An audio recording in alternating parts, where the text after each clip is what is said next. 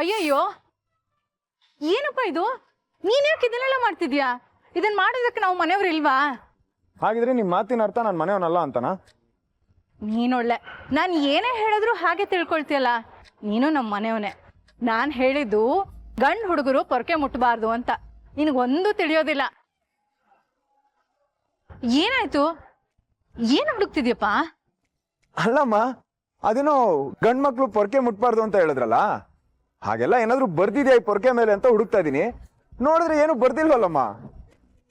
ಒಳ್ಳೆ ಹುಡುಗ ನೀನು, ಯಾವಾಗ್ಲೂ ಹುಡುಗಾಟನೆ. ನೋಡು, ಕೆಲವೊಂದು ಕೆಲಸನ ಗಂಡಸರು ಮಾಡಬಾರ್ದು, ಅದು ಸರಿ ಕಾಣೋಲ್ಲ. ಸರಿ ಕಾಣಲ್ಲ ಅಂತ ಹೇಳ್ತೀರಾ? ಯಾಕೆ?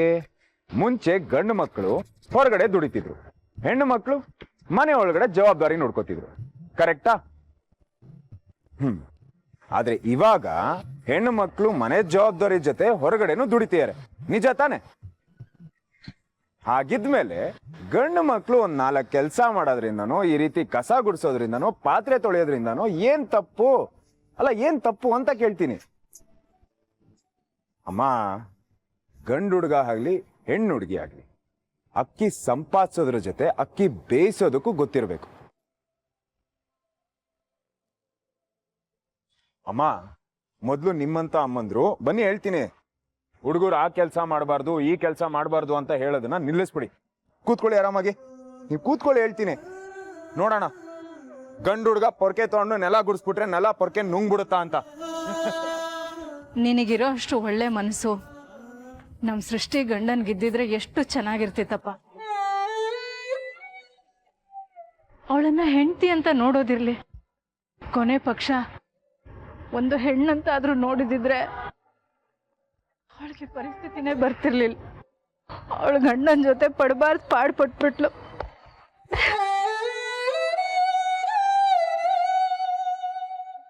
ಆರಾಮಾಗಿರಿ ಅಂತ ಹೇಳಿದ್ರೆ ನೀವು ಹಳೇದನ್ನೆಲ್ಲ ನೆನೆಸ್ಕೊಂಡು ಎಮೋಷನಲ್ ಆಗ್ತಾ ಇದೀರಲ್ಲ. ನಿಜ ಹೇಳ್ಬೇಕು ಅಂದ್ರೆ ಸೃಷ್ಟಿ ಅಕ್ಕ ಇವಾಗ ಮನೇಲಿ ಖುಷಿಯಾಗಿದ್ದಾರೆ. ಅದನ್ನ ನೋಡಿ ಸಮಾಧಾನ ಮಾಡ್ಕೊಳ್ಳಿ. ಎಷ್ಟು ಒಳ್ಳೆ ಮನ್ಸಲ್ಪ ನಿಂದು. ಸರಿ, ನಿನಗೆ ಲೇಟ್ ಆಗತ್ತೆ, ಹೊರಡು. ನಾನು ಇದೆಲ್ಲ ಮಾಡ್ಕೊಳ್ತೀನಿ. ಅಯ್ಯೋ, ಏನು ಮಾಡೋದಿಲ್ಲ, ನಾನೆಲ್ಲ ಗುಡ್ಸಿದೀನಿ, ನೀಟಾಗಿದೆ. ನೀವು ಬಟ್ಟೆ ಒಣಗಾಕೊಂಬಿಡಿ, ಓಕೆನಾ? ಸರಿ, ಬರ್ತೀನಿ. ಅಮ್ಮ, ಒಂದೇ ಒಂದು ರಿಕ್ವೆಸ್ಟ್. ಏನ್ ಹೇಳಪ್ಪ? ರಾತ್ರಿ ಮಜ್ಜಿಗೆ ಹುಳಿ ಮಾಡ್ತೀರಾ? ಅಯ್ಯೋ, ಅದಕ್ಕೇನಂತೆ, ಮಾಡ್ಕೊಡ್ತೀನಿ ಬಿಡು. ಸರಿ, ಬರ್ತೀನಿ. ಹುಷಾರು. ಬಾಯ್.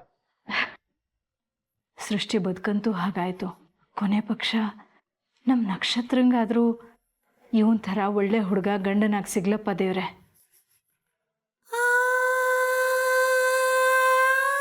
ನಕ್ಷತ್ರ,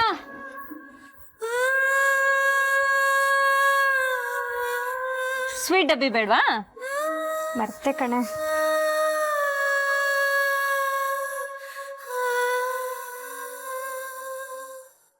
ಅಪ್ಪ ಹೀಗನ್ನೋದೆಲ್ಲ ಹೊಸ್ದಾ? ಇಷ್ಟಕ್ಕೆಲ್ಲ ಬೇಜಾರು ಮಾಡ್ಕೊಂಡ್ರೆ ಹೇಗೆ? ಅದು ನಿನ್ ಬರ್ತಡೇ ದಿನ. ಬಿಟ್ಟಾಕೆ, ನಗ್ನಗ್ತಾ ಹೋಗಿ ಫ್ರೆಂಡ್ಸ್ ಜೊತೆ ಪಾರ್ಟಿ ಮಾಡ್ಕೊಂಡ್ ಬಾ. ಇದೆಲ್ಲ ನಮ್ಗಿದ್ದಿದ್ದೆ ಅಲ್ವಾ?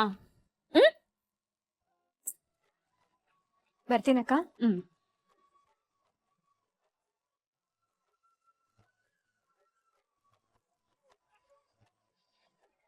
ಹೇಗ್ ಕಾಣ್ತಿದ್ದೀನೋ? ನನ್ ಬಟ್ಟೆ ಹೇಗಿದೆ? ಸುಮಾರಾಗಿದೆ, ಏನ್ ಅಷ್ಟೊಂದು ಚೆನ್ನಾಗಿಲ್ಲ. ಬಾ ನೀನು. ಬಾಯ್ ಬಡ್ಕಿ, ಒಂಚೂರಾದ್ರೂ ನಗು, ಇಲ್ಲಾಂದ್ರೆ ದೆವ್ವ ಕಣ್ಣಂಗ್ ಕಾಣ್ತೀಯಾ? ನನ್ನ ಆಡ್ಕೋತೀಯಾ? ಇಲ್ಲ, ನೀನೊಬ್ಳು ಮಾತ್ರ ನನ್ನ ಆಡ್ಕೊಬೇಕು, ನಾನ್ ಮಾತ್ರ ಸುಮ್ನೆ ಇರ್ಬೇಕು ಅಲ್ವಾ? ನಿಜವಾಗ್ಲೂ ನನ್ ಡ್ರೆಸ್ ಚೆನ್ನಾಗಿಲ್ವಾ? ಬರ್ತ್ಡೇಗೆ ಅಂತ ತಗೊಂಡಿದ್ದು ಕಣೋ. ತಮಾಷೆ ಮಾಡಿದ್ದು, ನಿಜವಾಗ್ಲೂ ಚೆನ್ನಾಗಿ ಕಾಣಿಸ್ತಾ ಇದೆ. ಖುಷಿನಾ? ಸರಿ ಬಾ, ಬಸ್ ಸ್ಟ್ಯಾಂಡ್ ಡ್ರಾಪ್ ಮಾಡ್ತೀನಿ. ಬಸ್ ಸ್ಟ್ಯಾಂಡ್ಗ ನಿನ್ ಜೊತೆ? ಅದು ಲಟ್ಕಾಯಿಸಿ ಬೈಕಲ್ಲಿ ಸೀನೆ ಇಲ್ಲ. ಆ ಹೊಗೆ ಮೆತ್ಕೊಂಡು ನಾನು ಹೊಸ ಬಟ್ಟೆ ಎಲ್ಲ ಹಾಳಾಗ್ಲಿ ಅಂತನಾ? 800 ರೂಪಾಯಿ ಕೊಟ್ಟಿದ್ದೀನಿ ಮಿಸ್ಟ್ರಿ ಮುನಿಯಪ್ಪ. ಮಾತಾಡು, ಬರ್ಡೇ ಅಲ್ವಾ, ಅದಕ್ಕೆ ಮಾತಾಡ್ತಾ ಇದೀಯ. ಈ ಗಾಡಿ ಮೇಲೆ ದಿನ ನಾನು ನಿನ್ನ ಕೂರಿಸ್ಕೊಂಡು ಹೋಗ್ತಾ ಇರ್ತೀನಿ ನೋಡು, ನಂದು ತಪ್ಪು ನಿಂದಲ್ಲ. ಅದು ನೀನ್ ಡಬ್ಬಾ ಗಾಡಿ ಅಂದ್ರೂನು. ಸರಿ, ಏನ್ ಮಾಡಕ್ಕಾಗತ್ತೆ, ಬರ್ಡೇ ಹುಡುಗಿ, ಮಜಾ ಮಾಡು. ಆಮೇಲೆ ಹೋಟ್ಲಿಗೆ ಲೇಟ್ ಮಾಡ್ಕೋಬೇಡ, ಬೇಗ ಬಾ, ಸ್ವಲ್ಪ ಕೆಲಸ ಜಾಸ್ತಿ ಇದೆ. ಹಲೋ ಸರ್, ಯಾರ್ಗ್ ಹೇಳ್ತಿದ್ದೀರಾ? ಇವತ್ತು no duty, only party party party. Party ಮೂಡಲ್ ಇದೀರಾ ಮೇಡಮ್? ಬಾಯ್ ಬಡ್ಕಿ, ಏನ್ ಪಾರ್ಟಿ? ನನ್ ಫ್ರೆಂಡ್ಸ್ ಎಲ್ಲ ಬರ್ತಾರೆ. ಎಲ್ರಿಗೂ ಅಣ್ಣಪ್ಪ ಸ್ಟೋರ್ಸ್ ಅಲ್ಲಿ ಕುಲ್ಫಿ ಕೊಡಿಸ್ತೀನಿ. ಆಮೇಲೆ 2 ಪ್ಲೇಟ್ ಗೋಲ್ಗಪ್ಪ. ಸಂಜೆ ಮನೆಗ್ ಬರ್ತಾ ಮಸ್ತ್ ಆಗಿರೋ ಫ್ಯಾಮಿಲಿ ಪ್ಯಾಕ್ ಐಸ್ ಕ್ರೀಮ್ ಡಬ್ಬಿ ತರೋದು, ತಿನ್ನೋದು. ಆಮೇಲೆ ಅಷ್ಟೇನಾ? ಅಷ್ಟೇನಾ ಅಂದ್ರೆ ಇಷ್ಟು ಸಾಲಲ್ವಾ? ಇನ್ನೂ ಏನಾದ್ರೂ ಅವ್ರು ಕೊಡ್ಸ್ಬೇಕಾ? ಅಲ್ವೇ ಬಾಯ್ ಬಡ್ಕಿ, ಬರ್ಡೇ ಪಾರ್ಟಿ ಅಂತ ಹೇಳಿದ್ರೆ ಏನಾದ್ರೂ ರೆಸ್ಟೋರೆಂಟ್ ಕರ್ಕೊಂಡೋಗಿ ತಿನ್ಸೋದನ್ನ ನೋಡಿದೀನಿ. ನೀನ್ ನೋಡಿದ್ರೆ ಬರ್ಡೇನ ಕುಲ್ಫಿ ಐಸ್ ಕ್ರೀಮ್ ಅಲ್ಲೇ ಖಾಲಿ ಮಾಡ್ಬಿಡ್ತಾ ಇದ್ಯಾ. ರೆಸ್ಟೋರೆಂಟಾ? ಯಪ್ಪ ಮಾರಾಯ, ಅಲ್ಲೆಲ್ಲ ಹೋದ್ರೆ ಏನಿಲ್ಲ ಅಂದ್ರೂ 4-5 ಸಾವಿರ ಬಿಲ್ ಹಾಕ್ತಾರೆ. ಎಲ್ಲಿಂದ ಕೊಡ್ಲಿ? ಹೆಂಗ್ ತರ್ಲಿ ನಾನು? ಅಲ್ದಿರಾ ನಮ್ಮಂತವ್ರಿಗೆ ಅದೆಲ್ಲ ಬೇಕಾ? ಹಾ, ನಂಗೆ ಏನಿಲ್ಲ ಅಂದ್ರೂ ವಾರಕ್ಕೆ 2-3 ಕ್ಯಾಟ್ರಿಂಗ್ ಸಿಗುತ್ತೆ. ಅಲ್ಲಿ ಹೋದಾಗ ಒಳ್ಳೆ ಊಟ. ಇನ್ ಯಾಕೆ ಹೋಟ್ಲದೆಲ್ಲ ಅಲ್ವಾ? ನಮ್ ಲೈಫ್ ಇಷ್ಟೇನೆ, ಗೋಲ್ಗಪ್ಪ ಕುಲ್ಫಿಗೆನೆ ಮುಗ್ದೋಗುತ್ತೆ. ನಿನ್ಗಾದ್ರೆ ದುಡ್ಡು ಮಾಡ್ಬೇಕು ಹಾಗೆ ಹೀಗೆ ಅಂತ ದೊಡ್ಡ ದೊಡ್ಡ ಆಸೆ ಇದೆ. ನನ್ಗಾತರ ಏನೂ ಇಲ್ಲ. ನಾನು ಹೀಗೆ ಆರಾಮಾಗಿದ್ದೀನಿ. ನಾನೊಂದ್ ಹೇಳ ಮಿಸ್ಟ್ರಿ, ದುಡ್ಡಿರೋ ಶ್ರೀಮಂತರಿಗಿಂತ ನಮ್ಮಂತ ಬಡವರೇ ಕಣೋ ಜಾಸ್ತಿ ಖುಷಿಯಾಗಿರೋದು. ಇದ್ದಿದ್ರಲ್ಲೇ ನೆಮ್ಮದಿಯಾಗಿರ್ತೀವಿ. ಈಗೇನೋ ಹೀಗ್ ಮಾತಾಡ್ತಾ ಇದ್ಯಾ, ಮುಂದೆ ನಿನಗೂ ಶ್ರೀಮಂತಿಕೆ ಬರುತ್ತೆ, ಅವಾಗ್ಲೂ ಇದೇ ಮಾತಾಡ್ತೀಯ ಅಂತ ನೋಡೋಣ.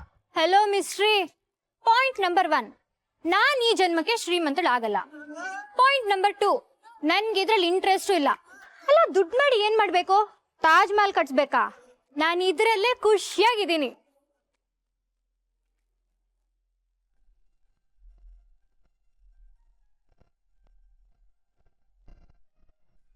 ರಿಲ್ಯಾಕ್ಸ್ ಅಮ್ಮ, ನಕ್ಷತ್ರ ಬಗ್ಗೆ ಅಲ್ಪ ಸ್ವಲ್ಪ ವಿಷಯ ಗೊತ್ತಾಗಿದೆ. ಈಗ ಇನ್ನೊಬ್ಳು ಹುಡುಗಿ ಬಗ್ಗೆನೂ ಗೊತ್ತಾಗುತ್ತೆ.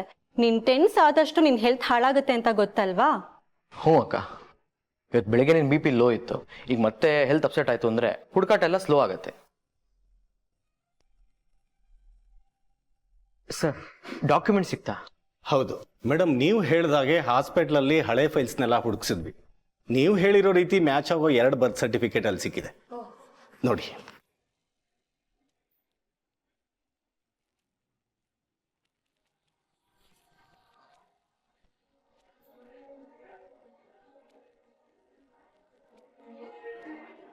ಅಮ್ಮ, ಇದೇನಾ? ಕರೆಕ್ಟ್ ಆಗಿದ್ಯಾ? ಓಕೆ, ಒಬ್ಳು ನಕ್ಷತ್ರ, ಇನ್ನೊಬ್ಳು ಯಾರು? ಏನ್ ಹೆಸರು? ಶ್ವೇತಾ. ಮೇಡಮ್, ಒಂದು ವಿಷಯ ನೀವು ಗಮನಿಸಿದಿರೋ ಇಲ್ವೋ ಗೊತ್ತಿಲ್ಲ. ಆಕ್ಚುಲಿ ಇವತ್ತು ಆ ಇಬ್ರು ಹುಡುಗಿರ್ ಬರ್ತಡೆ. ಇವತ್ತು ಆ ಇಬ್ರಿಗೂ 23 ವರ್ಷ ಕಂಪ್ಲೀಟ್ ಆಗುತ್ತೆ.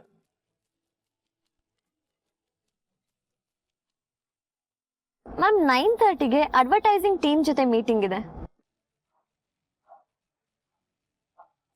ಕ್ಯಾನ್ಸಲ್. ಹಾಗೆ 10 o'clockಗೆ HR ಸುರೇಶ್ಗೆ ಬರಕ್ ಹೇಳಿದೀನಿ. ಎಂಪ್ಲಾಯ್ ವೆಲ್ಫೇರ್ ಸ್ಕೀಮ್ ಬಗ್ಗೆ ಡಿಸ್ಕಸ್ ಮಾಡ್ಬೇಕಂತ. ಕ್ಯಾನ್ಸಲ್. ಮತ್ತೆ 11 ಗಂಟೆಗೆ ಜೀವನ್ ಜ್ಯೋತಿ ಆರ್ಫನೇಜ್ ವಾರ್ಡನ್ ಬರ್ತಾ ಇದಾರೆ. ಮಕ್ಳದು ರೇಡಿಯೋ ಪ್ರೋಗ್ರಾಮ್ ಮಾಡ್ಬೇಕಂತೆ. ಇನ್ಫ್ಯಾಕ್ಟ್ ನೀವೇ ಹೇಳಿ ಕಳ್ಸಿದ್ರಿ. Oh, come on, Millie. Don't annoy me. Just cancel everything. What? ಎಲ್ಲದೂನು ಕ್ಯಾನ್ಸಲ್? ಹಾಗಾದ್ರೆ ಇವತ್ತಿನ ನಿಮ್ ಪ್ರೋಗ್ರಾಮ್ ಏನ್ ಮ್ಯಾಮ್? Just party.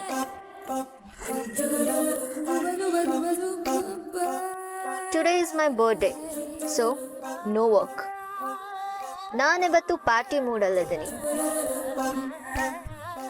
ಆಕ್ಚುಲಿ ಇವತ್ತು ನಾನು ಆಫೀಸಿಗೆ ಬರಬಾರ್ದು ಅಂತ ಅನ್ಕೊಂಡಿದ್ದೆ. ಆದರೆ ನನ್ನ ಬರ್ಡೇಗೆ ವಿಶ್ ಮಾಡೋಕ್ಕೋಸ್ಕರ ಡೆಸ್ಪರೇಟ್ ಆಗಿ ವೆಯ್ಟ್ ಮಾಡ್ತಿದಾರಲ್ಲ, ಅವ್ರಿಗೆ ಡಿಸಪಾಯಿಂಟ್ ಮಾಡಬಾರ್ದು ಅನ್ನೋ ಒಂದೇ ಒಂದು ಕಾರಣಕ್ಕೆ ಆಫೀಸಿಗೆ ಬರ್ತಿದ್ದೀನಿ. ಓಕೆ ಮ್ಯಾಮ್, ಆದ್ರೆ ಈ ತರ ದಿಢೀರ್ ಅಂತ ಎಲ್ಲಾ ಮೀಟಿಂಗ್ ನ ಕ್ಯಾನ್ಸಲ್ ಮಾಡಿದ್ರೆ ಕಷ್ಟ ಆಗತ್ತಲ್ವಾ? ಕಷ್ಟ ಯಾರ್ಗೆ? ನಿಮ್ಮನ್ ಮೀಟ್ ಮಾಡ್ಬೇಕು ಅಂತ ಬರ್ತಿರೋರ್ಗೆ. ಅವ್ರಿಗೆ ತಾನೇ. ಆಗ್ಲಿ ಬಿಡು, ಹೂ ಕೇರ್ಸ್. ಅವ್ರಿಗೆ ಕಷ್ಟ ಆಗುತ್ತೆ, ಇವ್ರಿಗೆ ಕಷ್ಟ ಆಗುತ್ತೆ ಅಂತ ಕೂತ್ರೆ ನಮ್ಮ ಇಷ್ಟಕ್ಕೆ ಸ್ಪೇಸ್ ಇರಲ್ಲ. ಅವ್ರಿಗೆ ನನ್ನಿಂದ ಕೆಲಸ ಆಗ್ಬೇಕಾ? ಬೇಕಿದ್ರೆ ನಾಳೆ ಬರ್ಲಿ. ನಾಳೆ ನಾನು ಸಿಗ್ಲಿಲ್ವಾ, ನಾಳಿದ್ ಬರ್ಲಿ. ಅದು ಅವ್ರ problem. So cancel every meeting. Listen Millie, ನನಗೆ ನಾನ್ ಇಂಪಾರ್ಟೆಂಟ್. ನಾನ್ ಖುಷಿಯಾಗಿದ್ದೀನ, ಕಂಫರ್ಟಬಲ್ ಆಗಿದ್ದೀನ,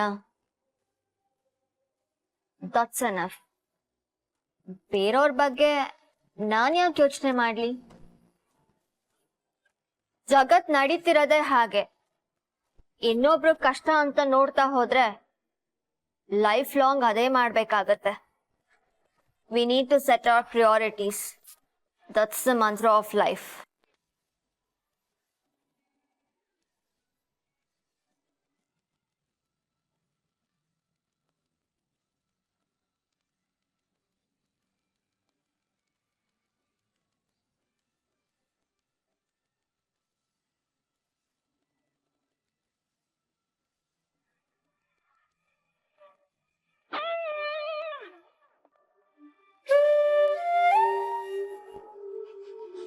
ಎಂಥ ವಿಚಿತ್ರ ಅಲ್ವಾ? ಇವಳು ಯಾರೋ ಇಬ್ರು ತಮ್ಮದೇ ಆದಂತಹ ಬೇರೆ ಬೇರೆ ಪ್ರಪಂಚದಲ್ಲಿ ಬದುಕ್ತಾ ಇರೋ ಹುಡುಗಿರು. ಯಾರ್ದೋ ತಪ್ಪಿಗೆ ಬಲಿಯಾಗಿ ತಮಗೇ ಗೊತ್ತಿಲ್ಲದೆ ಈ ವಿಚಿತ್ರವಾದ ಸುಳಿಲ್ ಸಿಗಾಕೊಂಡಿದ್ದಾರೆ. ಬಹುಶಃ ಇದುವರೆಗೂ ಒಬ್ರು ಮುಖ ಒಬ್ರು ಕೂಡ ನೋಡ್ಕೊಂಡಿಲ್ವೋ ಏನೋ. ಆದ್ರೂ ಈ ವಿಧಿ ಅನ್ನೋ ಮರದ ಸುತ್ತ ಒಬ್ರಿಗೊಬ್ರು ಬಳ್ಳಿ ಥರ ಬೆಸ್ತ್ಕೊಂಡಿದ್ದಾರೆ. ಇವಳ ಮನೇಲಿ ಅವಳ ಮನೇಲಿ ಇವಳಪ್ಪ ಅಮ್ಮ ಅವಳಿಗೆ, ಅವಳಪ್ಪ ಅಮ್ಮ ಇವಳಿಗೆ. ಇದನ್ನೇ ಅಲ್ವಾ ವಿಧಿ ಆಟ ಅನ್ನೋದು. ಇಲ್ಲಿ ತನಕ ವಿಧಿ ಅವರಿಬ್ಬರನ್ನ ದೂರ ದೂರ ಇರಿಸಿರ್ಬೋದು, ಆದ್ರೆ ಅದೇ ಶಾಶ್ವತ ಅಲ್ಲ.